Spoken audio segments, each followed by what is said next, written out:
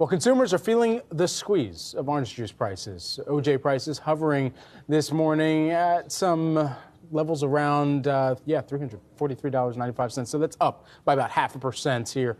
And that's after hitting a record closing high last week. Yahoo Finance's Brooke DePalma has more on this story and the prices of OJ. Brooke. Good morning, Brad. That's right. More food price fluctuation for Americans, for consumers to follow along. Today, we're looking at taking a closer look, rather, at the price of orange juice. Now, those higher futures are being driven by a lower domestic supply coming from Florida, and many experts saying that they don't expect those prices to drop anytime soon. Now, as you can see here, Florida crop is expected to be 713,000 tons. Now, that seems like a lot, but that's actually the lowest since the 1936-1937 season. So a long time ago. And when you think about what exactly is impacting the Florida crop, well, last year we got Hurricane Irma as well as Hurricane Irene. We also had a freeze last January. And in addition to that, we're also seeing a bacterial disease known as citrus greening being spread by insects that's ultimately harming the orange orchards, and now also impacting other major producers as well. We're seeing a similar impact from citrus greening in Mexico.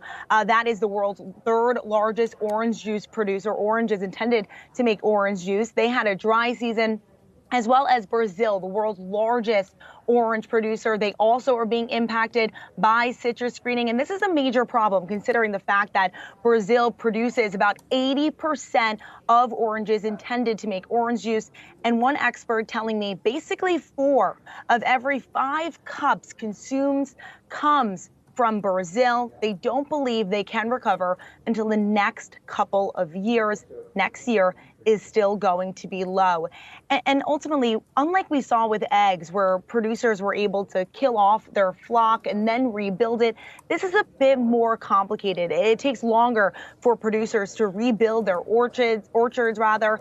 And so really, when you think about what exactly is going to happen here and some solutions that producers are coming up with, they're looking at fumigation. They're looking at planting different varieties that perhaps won't be impacted by this disease, as well as gene editing. But ultimately, at the end of the day, the power is in consumers' hands. One expert tells me that eventually this is going to impact demand. And when demand is going down, that's going to put pressure on prices to go down as well. But orange juice is one of those American breakfast staples. And so the demand right now is still there.